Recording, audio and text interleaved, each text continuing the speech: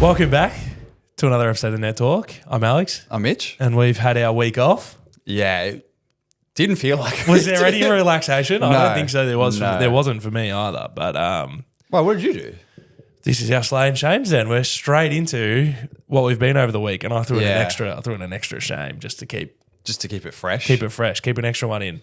Slay though first on the week. I was going to say got Europe planning nearly done. There's probably still Surely. so much more to go. Yeah, Considering though that we're leaving soon, it should really be a lot further than what it is. Wait, when are you leaving? Actually, my girlfriend leaves a lot sooner than I do. So Oh, you guys that's don't the go together? timeline. No, I'm going in the middle of November. Oh. But on everything working out for Alex, yeah. I'm in Italy during the Italian volleyball season. Yeah. And I was like, I'd love to go see some volleyball. Let's see where it lines up. And maybe it's not everything working out for Alex. It's Laura doing some hard work to make sure everything works out for Alex. Even though she probably doesn't want to go that much. She wants to, but I've got 3 amazing volleyball games lined up with my timeline of being there. So hopefully I'll get to see a couple Australians. Luke Perry at Modena now. I'll get to watch him. If I can get tickets, Yeah. is the next checkpoint. And Aiden Zingle is another game I'll get to see Verona play. Although, rumor is that as you pointed out before the podcast, he's no longer technically an Australian citizen. Yeah, it's funny. He's Italian Looking now. on the Yeah. Superliga stat page, it says Oz, and then it switches to Italian from 2024 onwards. And I was like, oh, has he been He's been nationalised? He's been there for like 12 years. So sure. Like it only took Leon, I think the FIVB rule is like, I think it's like 8 years Yeah. to be there. I can't remember. Yeah, right. Yeah, right. So that's good. I've got a couple good, mate, those teams are so stacked. Christensen's team as well. Like I'm going to get to see some You get to see them. good volleyball. Trentino, Piacenza, Monza versus Verona, and Modena versus Lube Yeah, are like the top 6 That's teams literally that I top would 6. want to watch. And Yeah. they're the top 6 teams. And I was like, man, they all line up with, actually, the Modena, we're kind of like 2 hours away. And I was like, that's close enough. I drive. That's a drive to Dandenong. We can make that work. It is. My shame can be, this is going to be an AVL prep episode, but what we do have happening next week is Uni Nats, or the week after next. I realised though, I've booked a flight to Brisbane a couple of days earlier than everyone else to go see my brother who moved up there. I booked it out of Avalon Airport instead of Melbourne Airport. Did you actually? Yeah. Are you not going to change it? No, I can't. It was so cheap.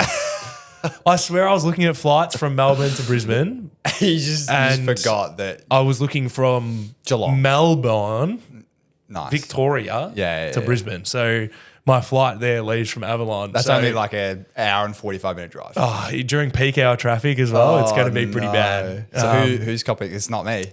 Yeah, no. Hopefully the parentals will chip in for me. I soft launched and said I made a mistake, and they were like, "What did you do?" Oh my goodness! I said, "Are you happy to drive me an hour and 20 minutes to Avalon Airport?" That's a really.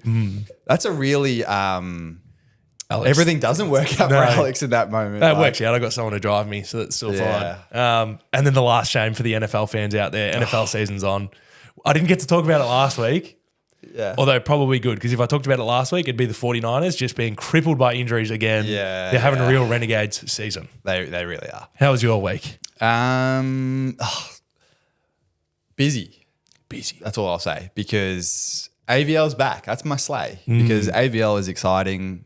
However, very different dynamic for me this year, being part of the coaching staff for the women. It's very, as expected, very hands-on. But as you pointed out, there was no week off for volleyball. It was just finals was done and AVL was the next day. Yeah. So, and then the shame can just be like, there's no break until end of November. And then Renegades Trials is around.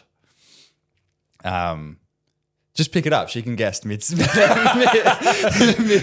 Those listening, I just hung up a call. Maybe that was I was like, just answer it. that was speed. Maybe there's some Europe planning going on. We got to do. We got to make like a podcast rule. Like if someone calls you in the podcast, you have to answer it. Yeah. That's all right. All right. Moving on to the national and local scene. Yeah, we already talked about it. AVL. This is an AVL preview episode. We're going to give you the best preview. Yeah, we've looked at the only preview. Yeah, that's why it's the best. I'm excited preview. for the broadcast. There'll be good previews before each matches, I think, this year. We'll get to it. Do we know? Because and this is a broader topic, but my biggest gripe with because I'm us and some of the other teams and players that I've coached this year, we all have gathered around watching Nebraska play, the women's college volleyball. They don't broadcast the warm up or anything. It's just as soon as you open ESPN, we have to sort of illegally. Whoa, allegedly. Not allegedly, illegally. Just find it on YouTube that's being live streamed because we don't have whatever ESPN Plus. Yeah, because it's on their local channel sometimes. Or whatever. So we just it's on YouTube. Awesome. Yeah.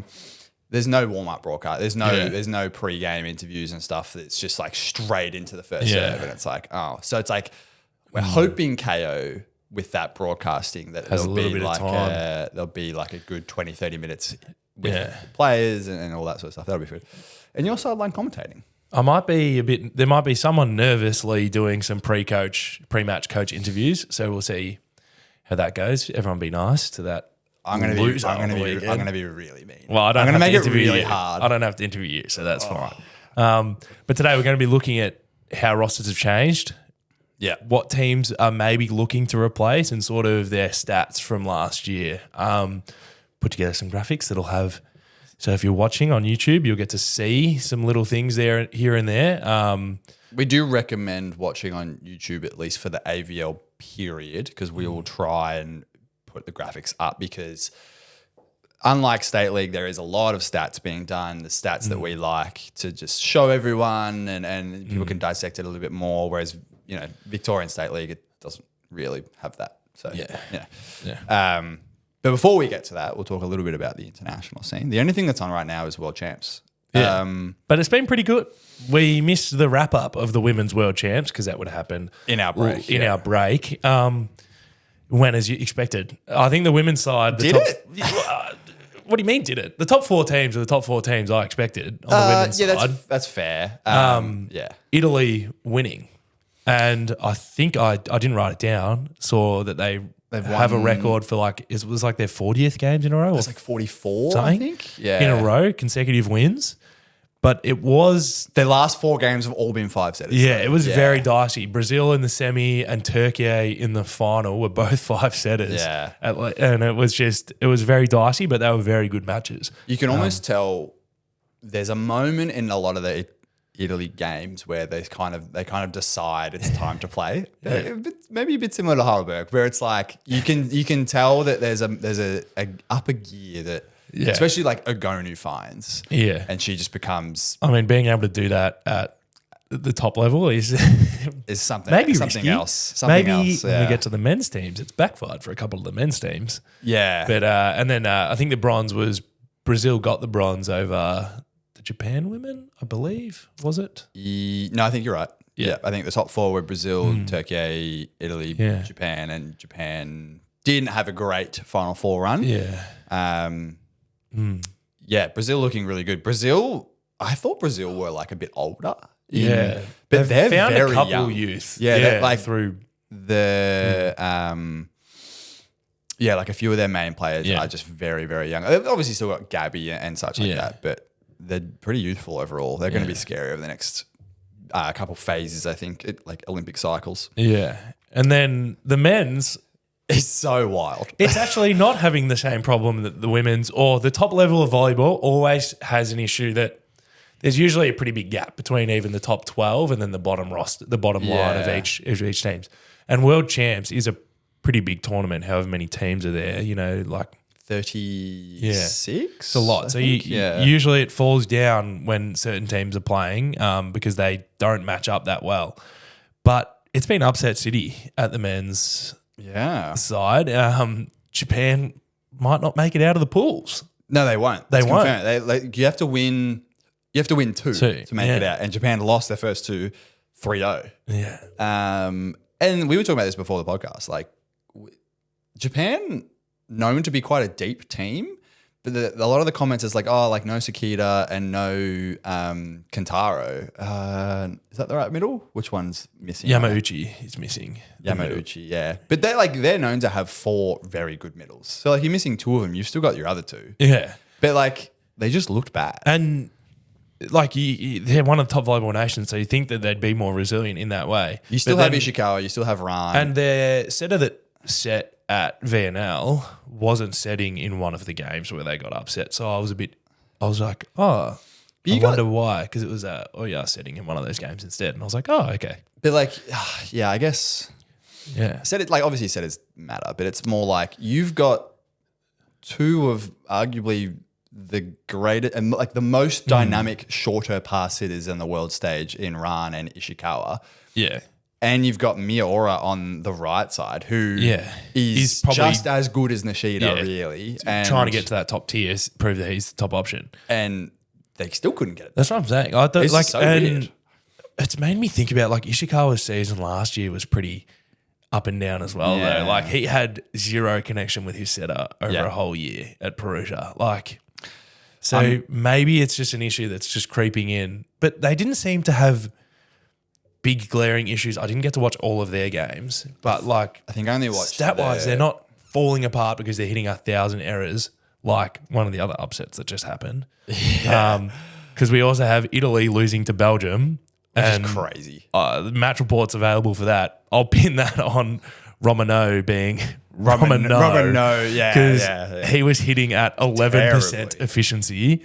But like Spatoli and Gianelli splitting time, but Gianelli's been having a couple nightmares, I think, in a couple of their games. He had a nightmare at the end of VNL and he's been a bit shaky at World Champs.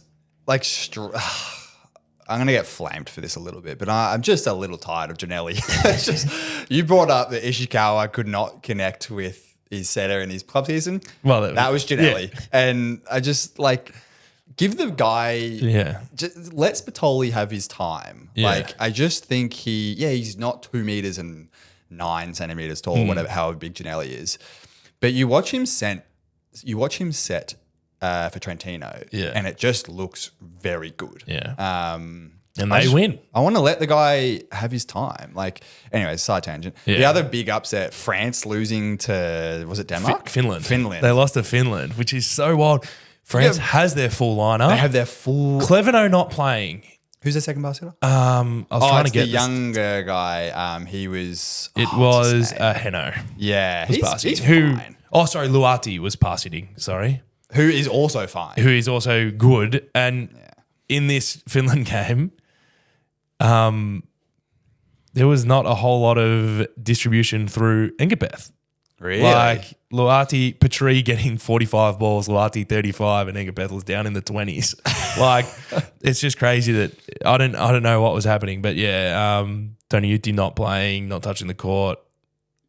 Our group chat is he actually did touch the court a little bit, but like okay, because they got Petrie. Boyer's not there. No, he's not. But Cleveno didn't play.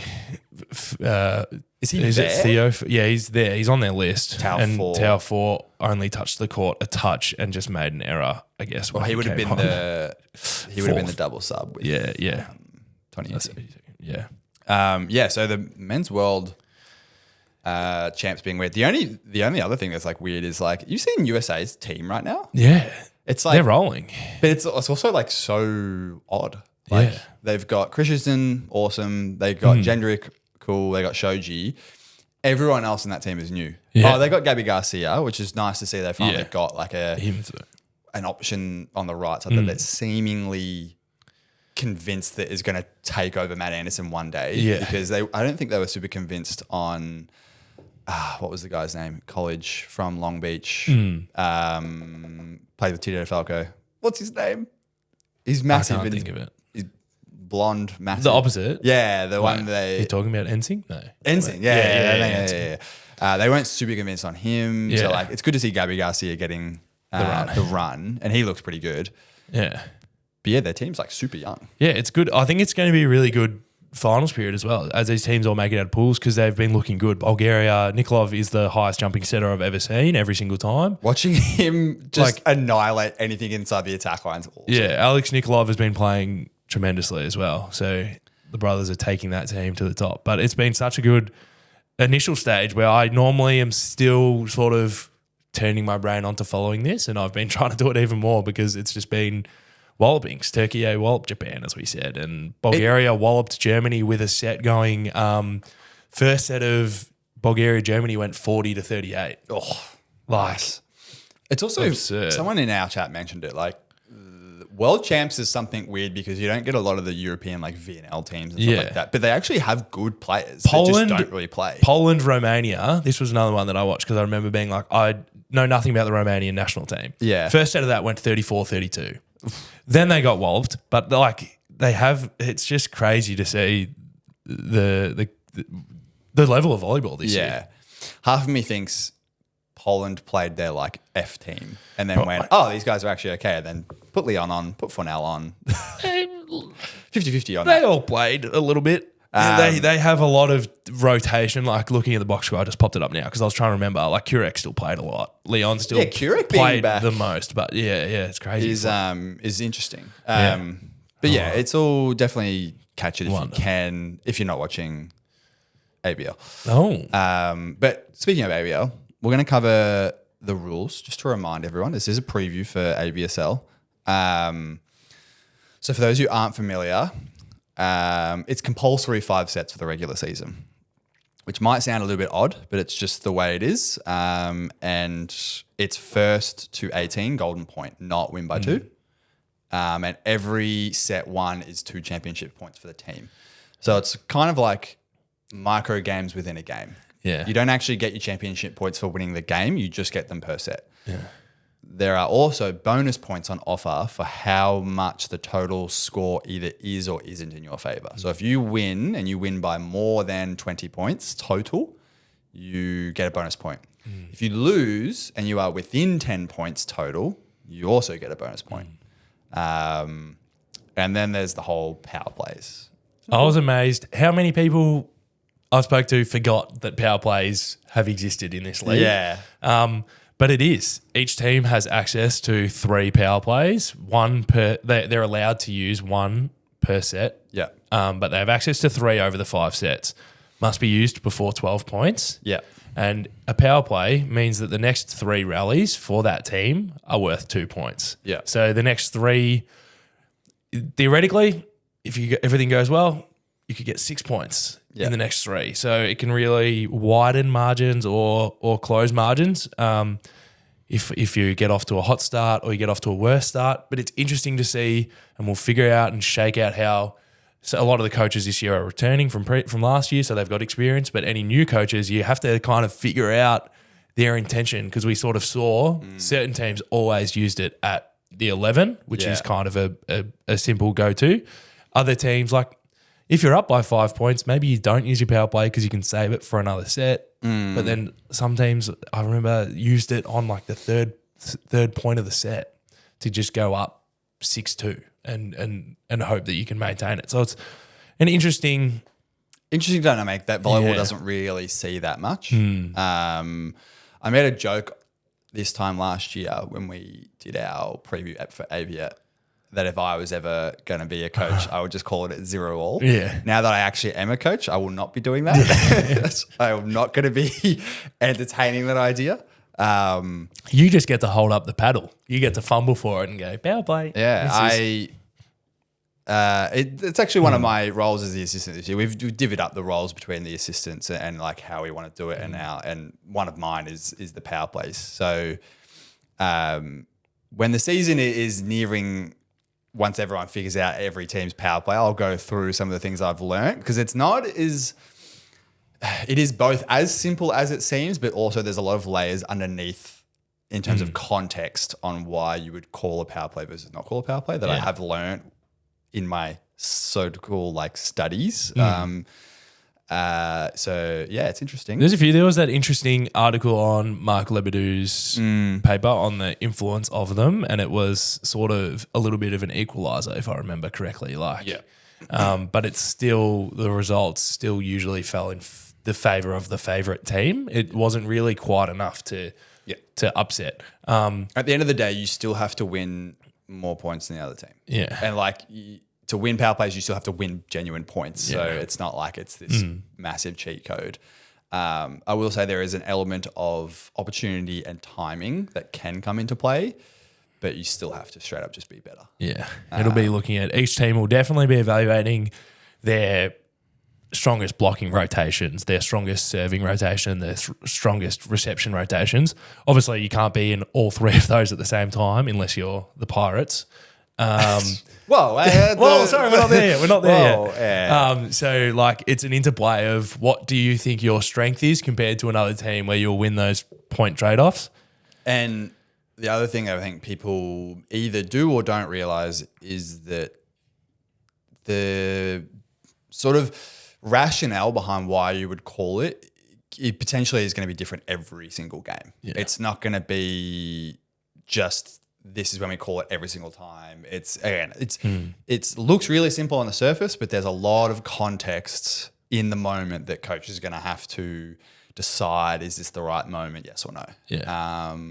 And through practicing and scrimmaging and stuff like that, like everyone who's coaching at this level sort of knows that it's very easy to go the right way or the wrong way, and it's just that moment to moment. Again, every point is going to be on the scoreboard anyway.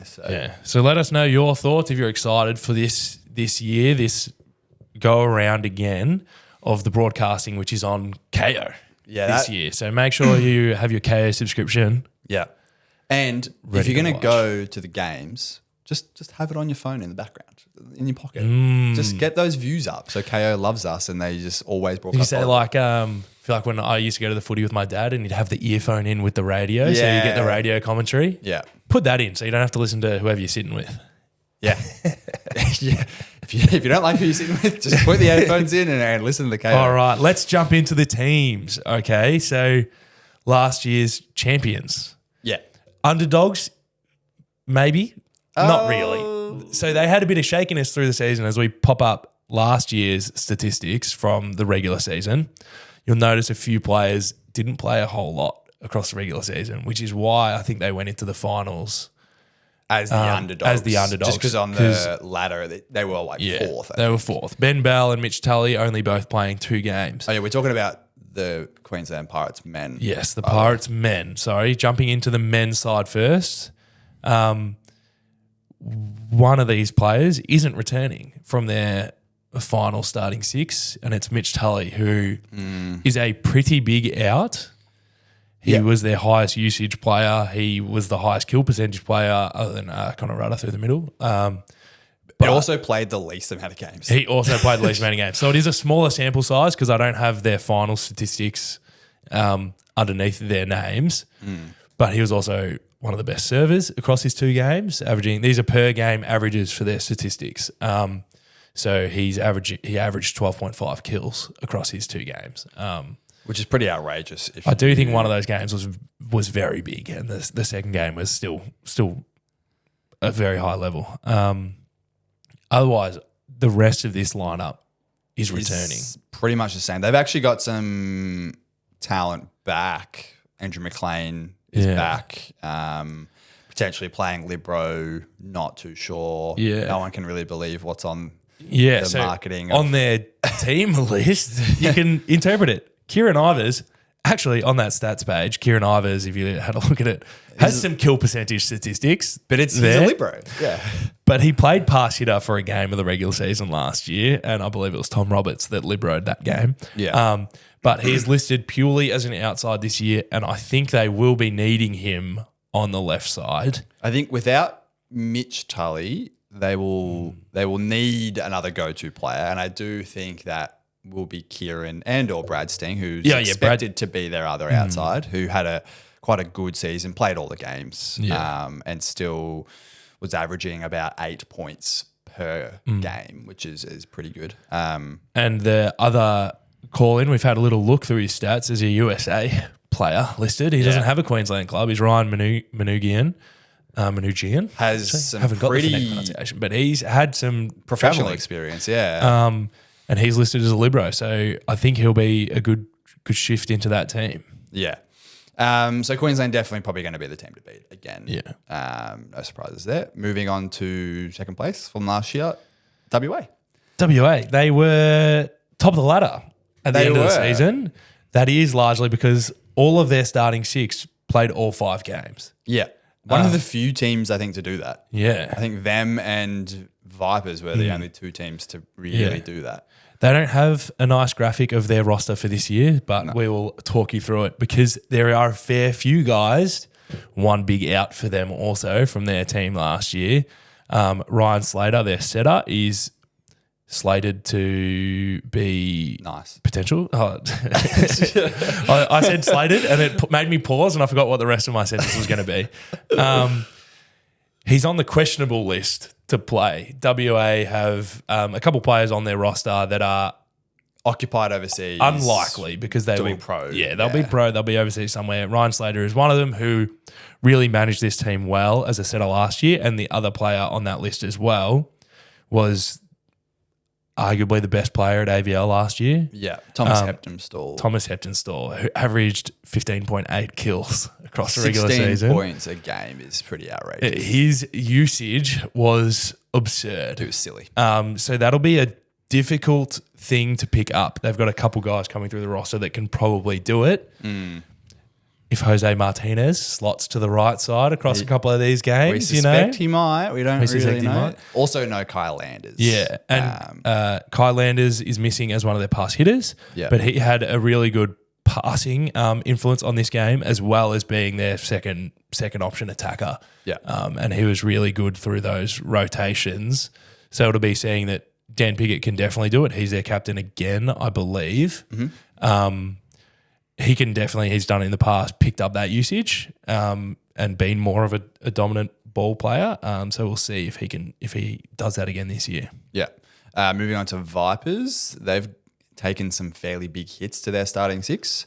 No Paul Sanderson. No Paul Sanderson. He is probably the second highest usage player behind Tom Heptonstall from last year. He got a lot of the ball. Got roughly 20 attempts every game. Yeah. Hepper's got 27. The only other person more than them was Ethan Garrett with 29. Yeah. Paul Sanderson getting majority of Vipers points and attempts. So he's not returning. Damien Whitburn, their main setter, also not returning. And Darcy Cox, their main libero, also not returning. So this Vipers team looking a little different, maybe for the better that their distribution looks a little bit different. A bit more even. Maybe we'll see. We actually were looking and talking. The middle statistics from last year were quite good. We've got the top 2 middles here listed as Dil Lucchesi and Kanwar Singh. The second middles last year were also in similar ballparks of kill percentage, block numbers, and service pressure was actually still pretty good from their middles. But their usage wasn't quite as high as this team will like. And with Manjot slotting in as the pass hitter as well, probably, and Lockie Bray also being on this team list. We'll see where people shake out in their rotations, but there's a lot of talent on this team, and we'll see if they can work in the younger guys to make them strong. And that is probably the biggest pro with this team is they are a lot younger, so they've got more time to glue it together over multiple seasons. Yeah. You would hope, unless they all just go off to college, which is probably also likely how it goes. Moving on to South Australia, they've taken some hits to their experience, but mostly keeping the same core kind of group. So no Regan Fathers, no Nathan Roberts. He's actually going to be assistant coaching the women against me. Yeah. And no Will Mercer. So 3 quite big, influential, experienced players that aren't returning.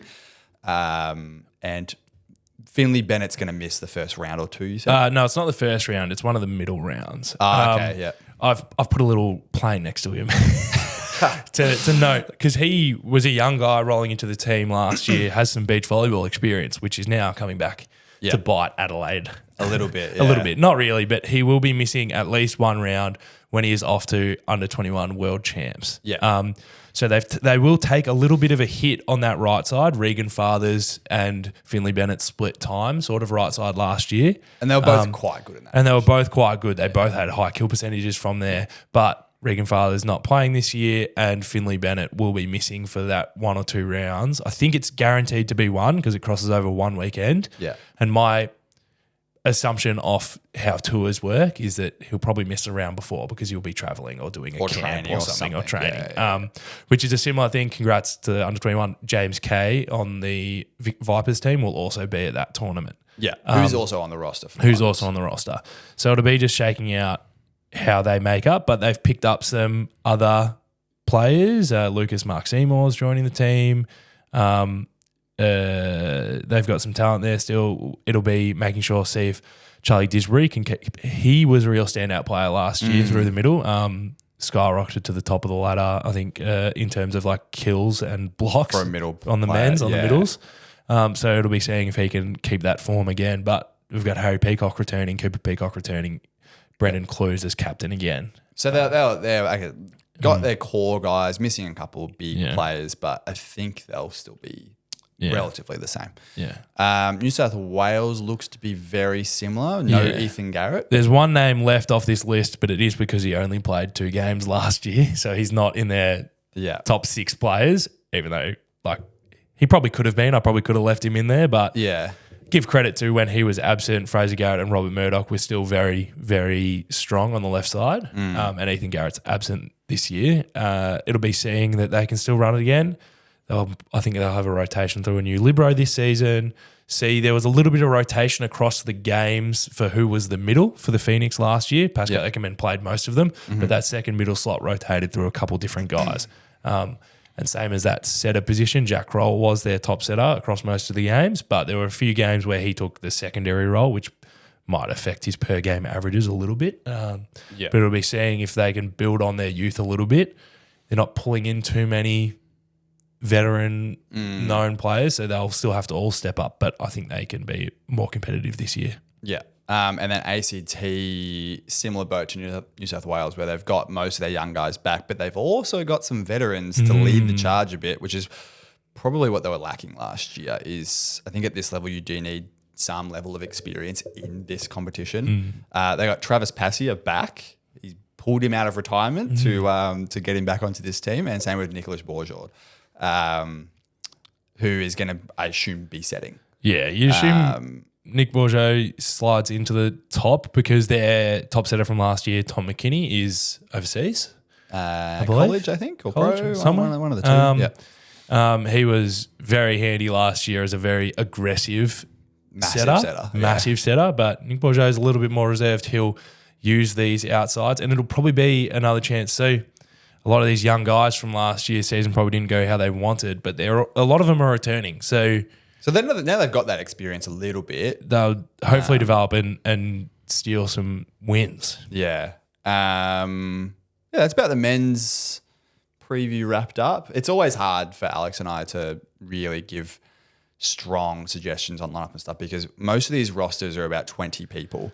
And you never really know who's going to travel, who's not going to travel. There's always either lingering injuries people need to be careful of or just people unavailable. Yeah, but now with a little bit more of the continuity of the seasons, you can look at trends. Who started last year, who were their go-to starting 7 in finals, who were the reserve roles, and sort of evaluate that, which is good. And more media, you can watch the Queensland Grand Final to see a couple of those players or actually the AVC Cup that the Pirates went to where they brought in Ben Carlton and actually Tom McKinney played for them as well at that. But all right, we'll take a quick break for our sponsor. This episode is brought to you by Andor Financial. Now, as some of you know, a good friend of ours, good friend of the show, and our Melbourne Uni Renegades captain, Michael Cirillo, has recently started his own mortgage broking business. Not only this, but Mike and Andor Financial have committed to supporting and sponsoring Net Talk for the indefinite future. If you didn't know, Mike has spent the last 10 years in the finance industry in both financial planning and mortgage broking roles and is super passionate about empowering people to take control of their financial future. So you or anyone you know is in need of a home loan or would like to review their current lending situation, reach out to Mike and Andor Financial. You can find out more information in the footnotes or description down below. Thank you again to Andor Financial for sponsoring Net Talk. And we're back. We will do the women now. We'll start with Queensland Pirates, who also won last year. Also were underdogs going in because they were fourth going into the Final Four. Upset the Steel. Yeah, the in reigning. That, in that semi-final, and it was a big upset. That Steel team looked really good last year. Really good. But the Queensland team, truthfully, looks very similar. If not arguably a little bit better, just with some extra additions from the ABC that they went to. And yeah, they just look very refined, very experienced, some youth here and there. Yeah. But yeah, they just look the same. Yeah. Captain Setter, Kylie White returning is such a good manager of this team. Their pass hitters may be one of the spots that's stepped up a little bit. Alicia Stevens was tremendous across the final series. Yep. She only played half the games across the regular season. Yeah. But that was good. And then where they shined, I think, was Scarlett Rudder through the middle. Was really good across the finals, really good across the season, really great blocking statistics. She was getting 2.6 blocks a game. And then as well, Emma Burton on the right side was there for finals, was absent for some of the regular season, was a real difference maker for them. I feel like a couple of these women's teams we'll get to last year, their opposites are who stepped up across finals, and Emma Burton was one of those players. Yeah. She was the highest point scorer for this Queensland Pirates team. Yeah. Moving on to SA, also mostly the same team as last year, which is good for them. They've also got the addition of Tara Marland back. A lot of experience with her coming in. So I think they, not necessarily disappointed, but they got in really well and then couldn't quite give Queensland a run for their money in that gold medal match. So I think with the experience of being in that gold medal match and then having a very similar team will put them on the right foot forward, I think, for this season. Yeah, someone who popped up across the last season and stepped up as a younger player was Cameron Zaya. Yeah. On the right side / left side, they or passing opposite in a couple of the regular season games, is absent this year, which is unfortunate because you always want to see the young talent stay, but I think she's going on to bigger, better things. College, I think. Yeah, so really good. But the rest of their team is pretty much consistent. Beth Carey as captain again. Yeah. And as you said, a couple additions. Ruby Van Loo, also a beach volleyball player. Yeah. It's come into this team. So we'll see who's the next person to step up onto that right side spot. But they do have a lot of talents at the sticks. I'm sure they can all play right siders. I think they did that three-way transition a couple times last year. Yeah, they had a trio outside system last year. Moving on to WA, Perth. Yes, Steel was, I think, fair to say, one of the best blocking sides. Maybe and I think this is known just to have the best utilization of the middles in the game. They also, of note, they played their Libero and 6 last year. I don't know if they'll do the same, but they were really good at doing that and utilizing that. They have mostly the same team coming back. They do have Shelby Ma back. I believe she was injured last year, so she couldn't play. So she's one of their, I believe, main outsides in their league. Yeah, I think she was someone that we were keeping an eye out for last season, and then we're like, didn't pop up. Where'd it go? But I think she's really, really good. And then something that caught my eye because I made a typo. Did you? On my graphic for Elise Hislop, because I was like, she averaged way more blocks than that, because I remember her being the best blocker, because on my graphic I have it as 1.4. That was a mistake. That was meant to be 4. It was meant to be 4. The most impressive thing about this Perth Steel team is most of these other teams have 2 outside pin hitters that just see a lot of distribution and a lot of points. All of these main players for Perth are all averaging the same amount of points scored. The distribution's a little bit skewed, and you can just tell that it's the higher is like the outsides, outer system, that sort of stuff. But for the most part, every single one of these players is above 10 attempts. Yeah. And they're all around between 6 and sort of 8 points per set. So when you're having distribution that is that even, it's pretty impressive. And that high through the middles, both middles, Tessa Brown was averaging 18 attacks a game, and Elise Hislop was at that 12. Tessa Brown is one of the players that's not returning this year, which is unfortunate. I missed that. I just saw that then actually. So that's they'll have to find another middle to step up and slide into that spot. Maybe find a touch higher kill percentage from the sticks. But otherwise, they're in a really good spot to have some continuity. A lot of their players played most of the season last year, played all 5 games. So we'll see. That's what got them to the top spot of the ladder. Obviously, when you get to finals, it all comes down to one loss. So they'll be trying to fix that. But Shelby Ma being back might provide that for them. Moving on to the Vipers, this is actually a fairly different team. Some experience coming back from last year, Lou Bates, Rochelle and Gwen Thornton. Arwen Verdnick as well. No Kay Tipping and no Eliza Kelly-Hines. 2 of the highest volume and biggest point scorers across the league, really. Katie Tipping obviously wasn't there for a whole lot of the regular season, played half the games, but when she was there, she just slotted into this team and took 15 kills a game and 3 blocks on the right side.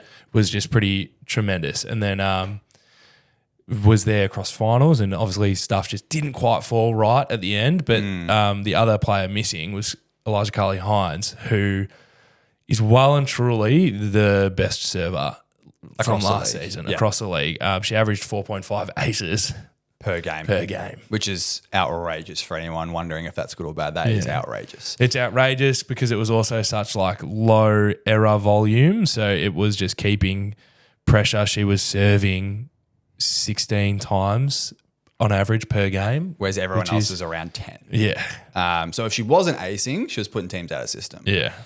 So they're missing this year, which is a pretty big blow for the Vipers program. However, I will say the same thing I've said for other teams that are missing big caliber players is it actually probably does you some favors as well, in the sense that now your distribution can look a little bit more even.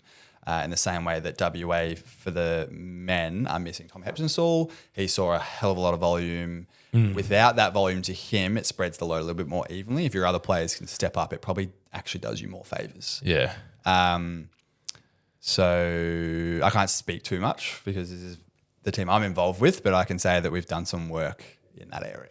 I can say, because I don't know anything, that there's a few players that have slot up that have had really good state league seasons. A few players slotting in from the Yarra women's team that had such a great year, a few from the Dandenong team. So that just probably going to fill those gaps. And they have the talent to take that volume. Absolutely. Moving on to ACT. Or Canberra Heat, sorry. Some big players... Well, their main 2 players statistically missing. Kiani Dodd and Chloe Walker. I'm not sure where Kiani is, but Chloe is, I believe, in college. This women's team was, I think, just outside the top 4 last year.